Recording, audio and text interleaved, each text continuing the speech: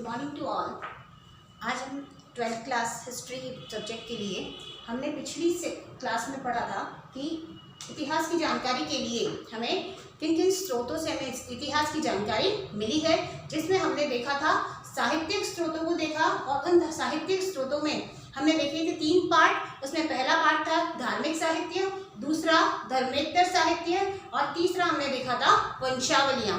और इनमें भी हमने अलग अलग पार्ट्स देखे थे और उन अलग अलग पार्ट्स में धार्मिक साहित्य में हमने देखा ब्राह्मण साहित्य, बौद्ध साहित्य और जैन साहित्य। उसी तरह से धर्मेतर साहित्य में हमने देखा ऐतिहासिक ग्रंथ, विशुद्ध साहित्यिक ग्रंथ, क्षेत्रीय ग्रंथ साहित्य और विदेशी साहित्य। इसी साथ साथ फिर हमने देखा था वंशावलियों को, जो वंशावलियाँ क्या काम करती हैं कि वंशावलियाँ जो है वो हमारे पूर्वजों की जानकारी हमें उनसे मिलती है, जो उच्चारण या भाट के द्वारा वो हस्तलिखित या लिपिबद्ध की जाती है, जो एक तरह से हमारे लिए न्यायिक साक्ष्य भी बनते हैं।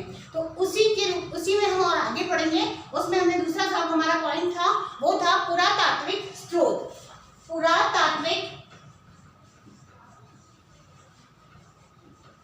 पुरातत्व का मतलब क्या होता है?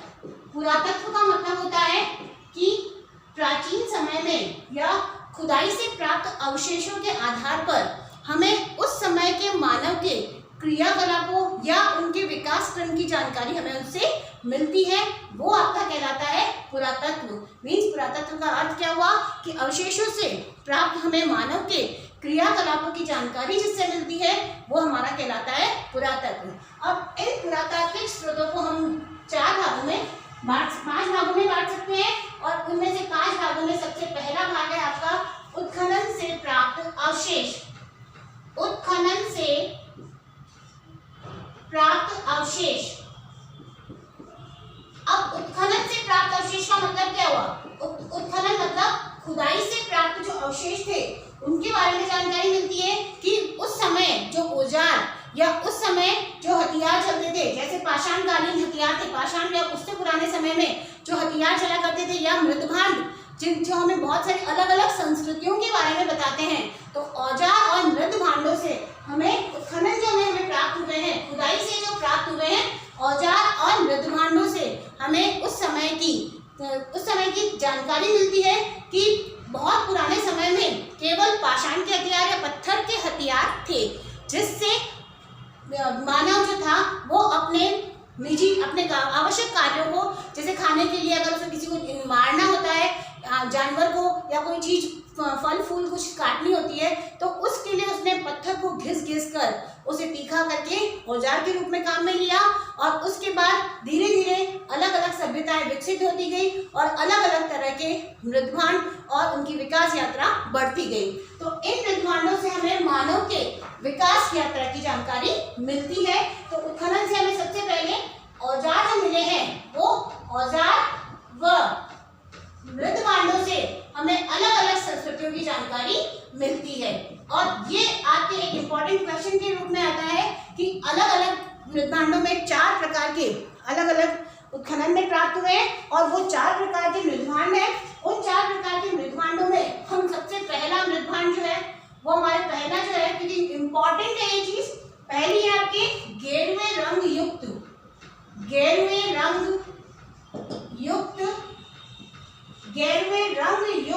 संस्कृतियां या संस्कृति, गेरुए रंग युक्त मृदभांड संस्कृति, गेरुए रंग युक्त मृदभांड संस्कृति।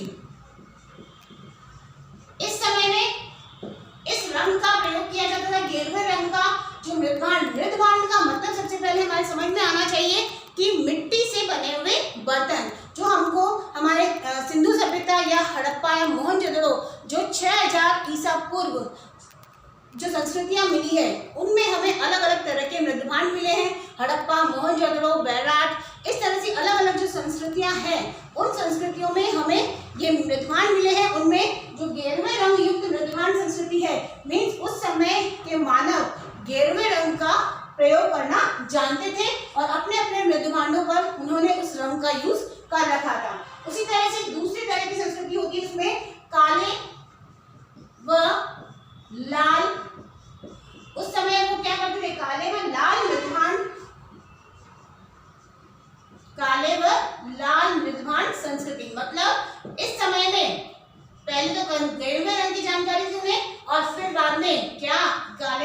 रंग की भी जानकारी उन्हें हुई और फिर अपने अपने मृदभांडों में वो हम काले व लाल रंग के अवशेष भी मिले हैं।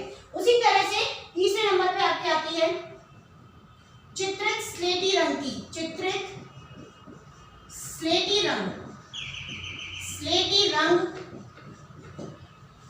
मृदभांड या युक्त मृदभांड संस्कृति, मृदभांड संस्कृति, मृदभांड संस्कृति। तो यहाँ पर स्लेटी रंग का ही जानकारी मिलने लगी। और फोर्थ नंबर पे आपके आती है उत्तरी काली चमकीली परंपरा संस्कृति। उत्तरी काली चमकीली मतलब यहाँ पर काले रंग के साथ साथ कुछ चमकीला रंग भी इसमें मिलाया जाता था और फिर वो अपने अपने मृदभांडों पर अलग अलग तरह के शेप और अलग अलग साइज के जो मृदभांड बनाए जाते थे, कोई मटका शेप में, कोई सुराही शेप में, तो उस तरह के मृदभांडों पे ये लोग यूज कर चमकीला मृदभांड संस्कृति, मृदभांड संस्कृति। ये चारों आपको अच्छे से लर्न होनी चाहिए क्योंकि ये आपके शॉर्ट टाइप क्वेश्चन में या लघुतरात्मक क्वेश्चन में क्वेश्चन बनता है कि किस किस तरह की मृदभांड संस्कृतियों का उल्लेख हुआ है उत्खनन से प्राप्त में। तो आपको लिखना है गेरुए रंग युक्त मृदभांड संस्कृति, काले व लाल मृदभांड संस्कृति, चित्रित स्लेटी रंग युक्त मृदभांड संस्कृति और उत्तरी काली चमकीली मृदभांड संस्कृति। तो उत्खनन से हमें इन सब चीजों का जानकारी मिलती है। उसके साथ साथ आपने जब देखा सिंधु सभ्यता को तो उस समय हमने उसमें देखा है कि उसमें बहुत व्यवस्थित तरीके से सड़कें, नालियां बनी हुई, जो सड़कें हैं वो चौराहा समकोण पर चौराहे को काटती है। उसी तरह से भवन निर्माण भी बहुत अच्छा था। उस समय के स्नानागार बहुत अच्छे और व्यवस्थित तरीके से बने थे। तो उनसे हमें पता चलता है कि हमारी वो जो संस्कृति थी वो कितनी, और आज भी हम उसी संस्कृति को फॉलो कर रहे हैं। तो आज भी हम उसी तरह की सारी हमारी जो व्यवस्थाएं हैं वो वैसी ही चल रही है। मतलब सिंधु सभ्यता को हम आज भी फॉलो कर रहे हैं जो उस समय विकसित हुई थी। ठीक है, उसके बाद हम देखते हैं कि इन सब की जानकारी, तो हमें इन सब से क्या मिलता है उत्खनन से, हमें क्या और क्या क्या मिली है, क्या क्या देखे हमने, सड़कें, नालियां, भवन, बंदरगाह भी मिला है। तो उस समय की सांस्कृतिक, सामाजिक, राजनीतिक स्थिति की जानकारी हमें किससे मिल जाती है, उत्खनन से प्राप्त अवशेषों से मिलती है। उसी के साथ साथ दूसरे नंबर पे अब आपके आता है इसमें अभिलेख।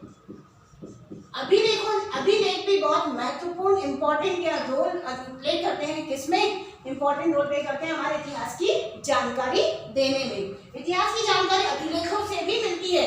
वो हम कैसे कह सकते हैं कि अभिलेखों से जानकारी मिलती है, अभिलेखों से ऐसे मिलती है कि अभिलेख किसे कहते हैं। सबसे पहले तो हमें ये सोचना होता है कि अभिलेख किसे कहा जाता है।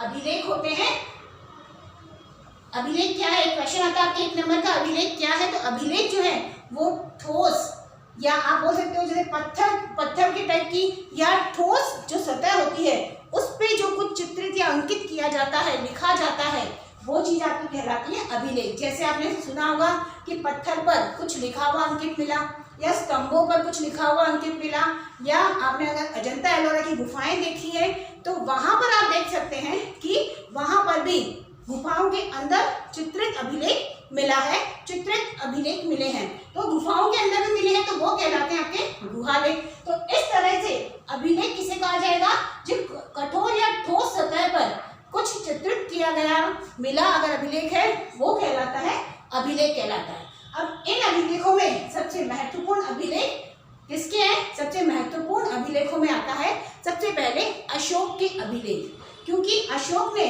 अपने कानून या अपने नियमों को एक स्तंभ पर या एक पाषाण पर अंकित करवाया और उसे अपने नगर में लगवाया ताकि सभी लोगों को किसकी जानकारी मिल सके, उसके कानून या नियमों की जानकारी मिल सके। और उसने अपने इन अभिलेखों को कौन सी लिपि में बद्ध किया है, खरोष्टी या ब्राह्मी लिपि में बद्ध किया है, जो उस समय तक तो नहीं, बाद में काफी समय बाद इसे समझाया पढ़ा गया।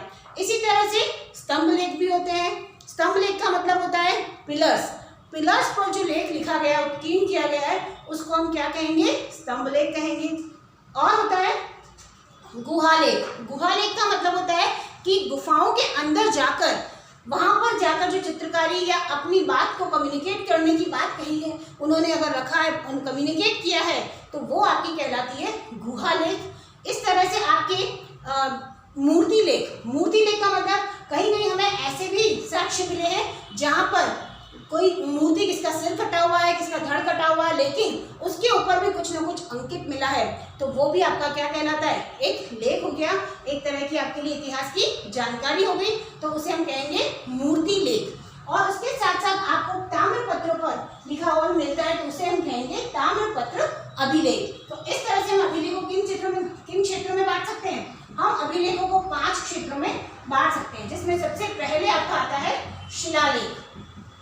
शिलालेख जिसमें आपके अशोक के, सबसे पहले कौन है इसमें, आपका अशोक के शिलालेख, जिसमें उन्होंने अपने समय के सारे अशोक राजा जो अशोक थे उनके शिलालेख। दूसरे आपको मिलेंगे कलिंग नरेश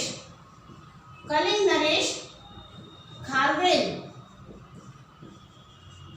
के शिलालेख, और तीसरा आपको मिलेगा कलिंग नरेश खारवेल, और तीसरा शिलालेख आपको मिलेगा नासिक अभिलेख, जो गौतमीपुत्र शातकर्णी का है, नासिक अभिलेख जिसको कहा जाता है, और इसको बनाने वाले कौन है, गौतमीपुत्र शातकर्णी। ये आपसे पूछा जाता है, जिसमें आपको अशोक के अभिलेख के बारे में ज्यादा जानकारी होनी चाहिए। ये है गौतमीपुत्र, और उस समय के राजाओं की तत्कालीन सामाजिक, आर्थिक, राजनीतिक, प्रशासनिक सारी व्यवस्थाओं की जानकारी हमें इन अभिलेखों से मिल जाती है। गौतमीपुत्र शातकर्णी की जानकारी हमें इसमें मिलती है।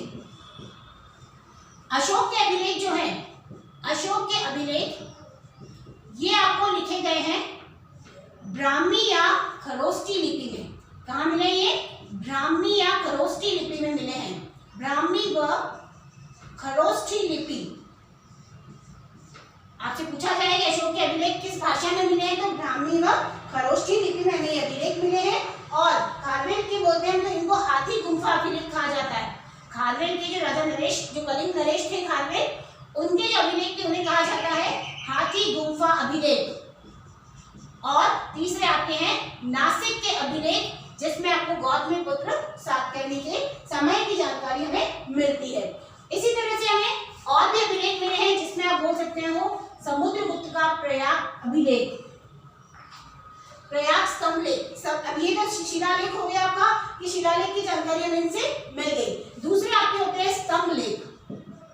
स्तंभ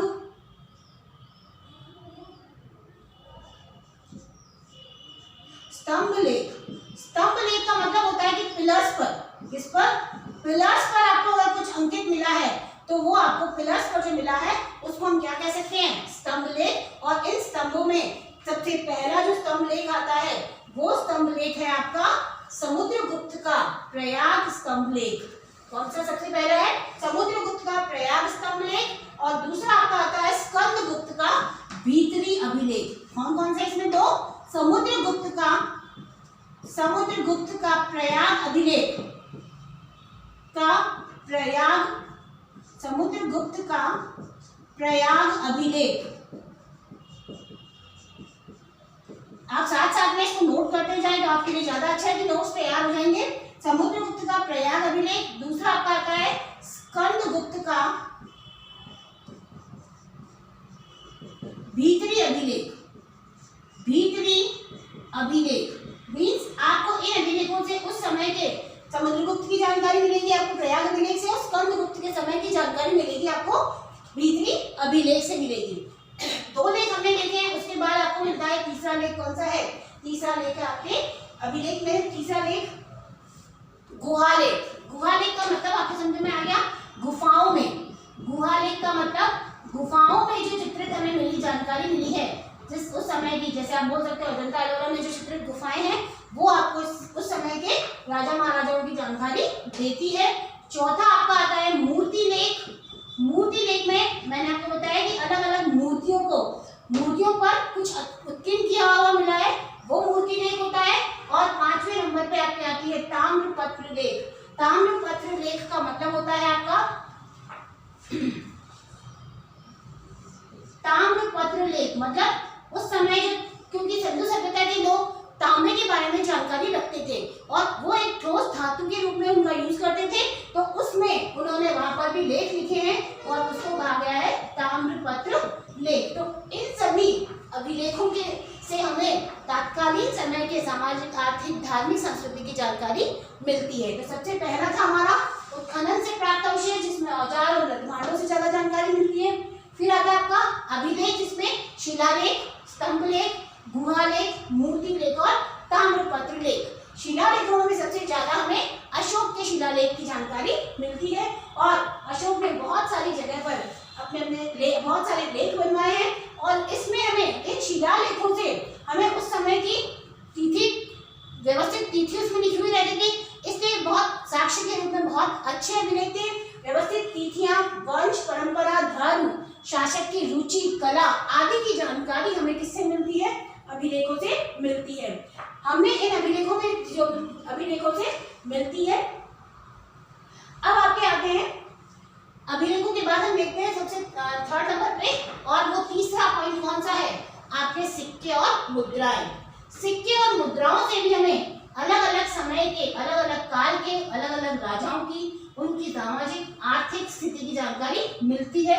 क्योंकि जिस तरह के, अगर स्वर्ण के चलते हैं, मतलब सब स्वर्ण के सिक्के अगर चल रहे हैं, इसका मतलब क्या है कि उस समय की आर्थिक स्थिति, सभी लोगों की स्थिति बहुत अच्छी थी, या राजा का जो कोष था वो बहुत भरा हुआ था, फिर था, तो कहीं कोई चीज की कमी नहीं थी, हम ये बोल सकते हैं। तो तीसरे नंबर पे आप देख सकते हैं सिक्के व मुद्राएं। सिक्के व मुद्राएं ये कैसे इंपॉर्टेंट है हमारे लिए इतिहास की जानकारी के लिए? तो हम देखते हैं कि सिक्के मुद्राएं, आज के चलन में जो भी सिक्के या मुद्राएं चल रही है, सिंधु सभ्यता में हमने देखा था कि उससे पहले जो थे, या सिंधु सभ्यता से पहले जो, या सिंधु सभ्यता के समय में भी वहां पर क्या होता था? केवल वस्तु विनिमय होता था, थिंग्स एक्सचेंज करते थे, कोई मुद्रा चलन में नहीं थी। लेकिन धीरे धीरे लोगों ने जब व्यापार शुरू किया तो फिर मुद्रा की आवश्यकता होने लगी, और फिर इन मुद्राओं का चलन शुरू हुआ। तो अलग अलग समय पे अलग अलग राजाओं ने अलग अलग मुद्राएं बनवाई है। किसी ने मिट्टी की, किसी ने सोने की, किसी ने चांदी की, किसी ने ताम्र की। तो अलग अलग समय पे अलग अलग मुद्राएं बनी है, और इन मुद्राओं पर राजा या तो चित्र अंकित होता था, या फिर तिथि अंकित होती थी। राजा का चित्र, तिथियां, तो इस तरह से उन चीजों से हमें इतिहास की जानकारी उस समय की मिल जाती है। तो सिक्के और मुद्राएं जो थी उसमें शासकों के नाम, तिथियां, चित्र, धर्म क्या होता था? ये थर्ड नंबर पे आपका, ये 2 नंबर एंड ये 1 नंबर, ठीक है। तो सिक्के व मुद्राएं हमारे इतिहास के लिए कैसे जानकारी के लिए स्रोत महत्वपूर्ण है? क्योंकि इससे हमें शासकों की, जो शासक होते थे, शासकों या राजाओं के चित्र उस पर मिलते थे, तिथियां उस पर अंकित होती थी, तिथियां, चित्र, तिथियां, धर्म, किस धर्म का है वो उससे चित्रों से पता चलता था। धर्म, कला, संस्कृति, कला व संस्कृति की जानकारी हमें उससे मिल जाती थी। जैसे हम देखते हैं समुद्रगुप्त जो थे, समुद्रगुप्त के सिक्कों से, समुद्रगुप्त जो गुप्तकालीन राजा थे, उन समुद्रगुप्त के सिक्कों से हमें किन चीजों की जानकारी मिलती है? कि समुद्रगुप्त जो थे वो वीणा बजाते हुए सिक्के पर उनको दर्शाया गया है, या फिर उन्हें उस पे चित्र पे उस पे अश्वमेध पराक्रम लिखा हुआ मिला है, या फिर उसमें मिला है कि व्याघ्र निहंता, मतलब एक शेर को मारते हुए, मीन्स उनके शौर्य की गाथा वो दर्शाते हैं। तो सिक्कों से हमें अलग अलग समय के अलग अलग जानकारी मिलती है। सिक्के भी अलग अलग हैं। हम इन सिक्कों में देखेंगे कि सिक्के भी कितने प्रकार के हो सकते हैं। सिक्के भी आपको मिलेंगे 5 प्रकार के। 5 प्रकार के सिक्कों में हम देखेंगे सबसे पहले जो सिक्के होते थे, सबसे पहले सिक्कों में हम देखेंगे गुप्तकालीन सिक्के। सबसे पहले क्या थे? गुप्तकालीन।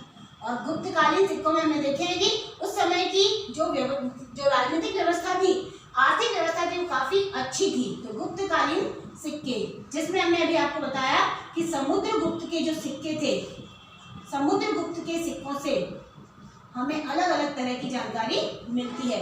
जैसे इसमें क्या था? वीणा बजाते हुए शासक की जान उसमें मिलती है।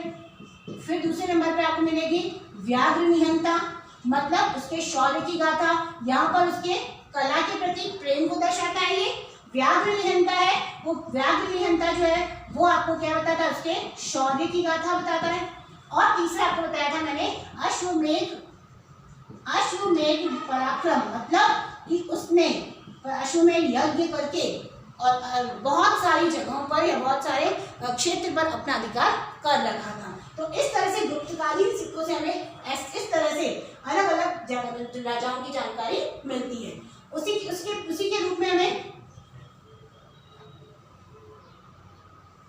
यस, गुप्तकालीन सिक्के फिर आपको मिलते हैं। गुप्तकालीन के बाद पंचमार्क व आहत सिक्के कौन से हैं दूसरे नंबर पे?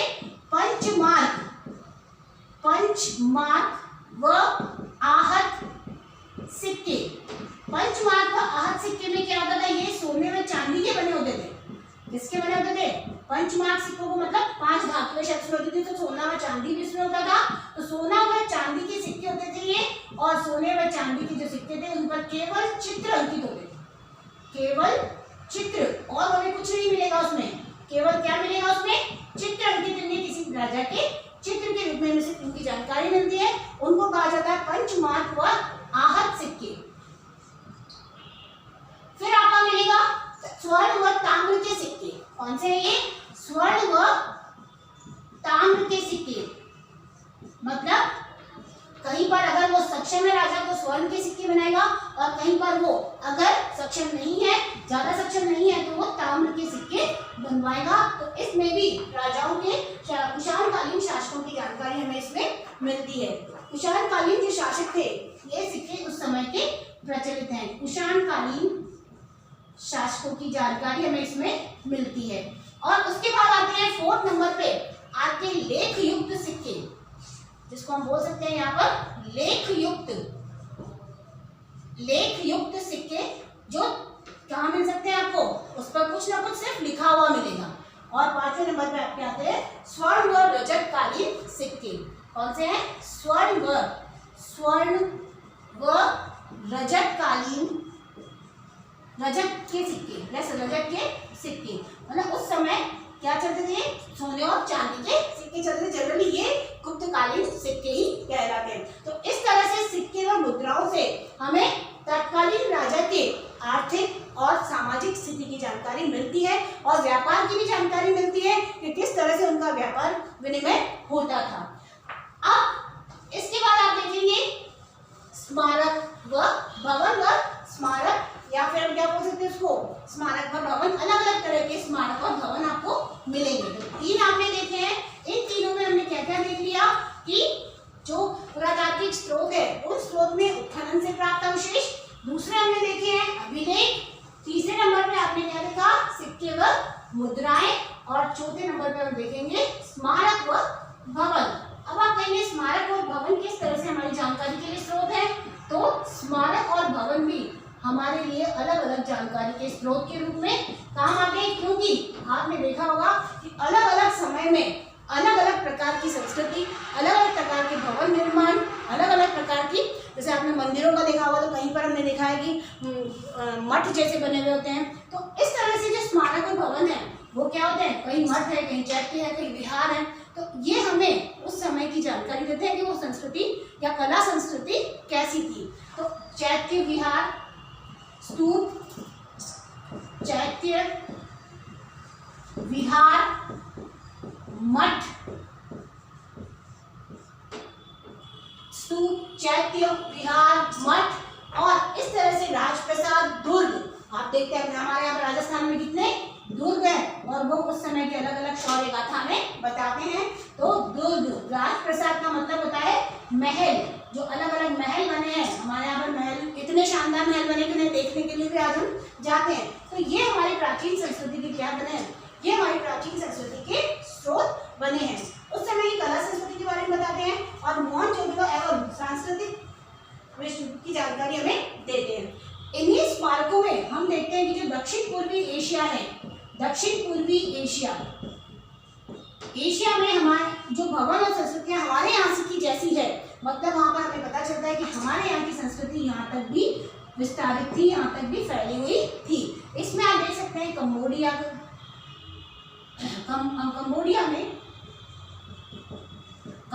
दक्षिण पूर्वी एशिया का क्षेत्र है। कंबोडिया में अंगकोर वाट,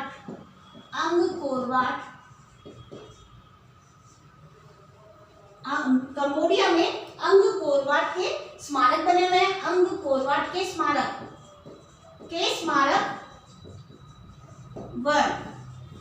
बोरोबुदुर में, और एक और है जावा के बोरोबुदुर के मंदिर।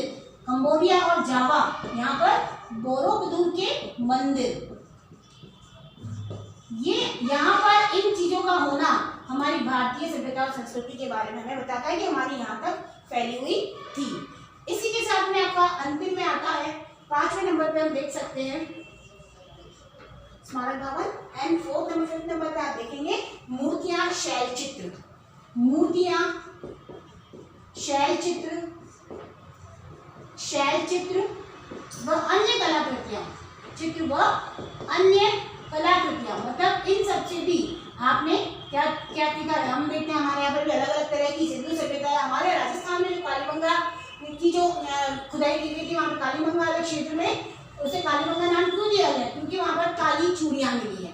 तो अलग अलग तरह की चीजें मिली है, ऐसे ही मूर्तियाँ मिली हैं, और इन मूर्तियों से हमें उस समय की धर्म संस्कृति की जानकारी मिलती है कि वो लोग किनकी पूजा करते थे और किनको मानते थे, किन राजाओं को, किन भगवान की वो पूजा करते थे। इसी तरह से शैल चित्र, शैल चित्र हम जिसको बोलते हैं, क्या होता है शैल चित्र? शैल चित्र का मतलब होता है कि गुफाओं में या गुफाओं के अलावा आप बड़े बड़े पत्थरों पर चित्र उकेरना, अपनी बात को समझाने के लिए उन्होंने उन चित्र को बनाया होगा, लेकिन आज वो हमारे लिए एक ऐतिहासिक स्रोत बन गए हैं। इस तरह से हमने पुरातात्विक स्रोत भी कंप्लीट कर लिया। हमारे दोनों तरह के स्रोत जो है कंप्लीट हो गए, जानकारी वाले जो ऐतिहासिक जानकारी देते हैं। और इन पुरातात्विक स्रोतों में हमने 5 स्रोत देखे हैं। जो सबसे पहला है आपका उत्खनन से प्राप्त अवशेष, दूसरा था अभिलेख, तीसरा था सिक्के व मुद्राएं, चौथा था स्मारक व भवन, और 5वां था हमारा मूर्तियां, शैल चित्र व अन्य कलाकृतियां। आज का हम यहीं समाप्त करेंगे। आपको मैं इन सब का PDF सेंड कर दूंगी, जो आप उसमें से अच्छे से नोट्स बनाएं और अपनी क्लास वर्क की कॉपी कंप्लीट करें। Thank you.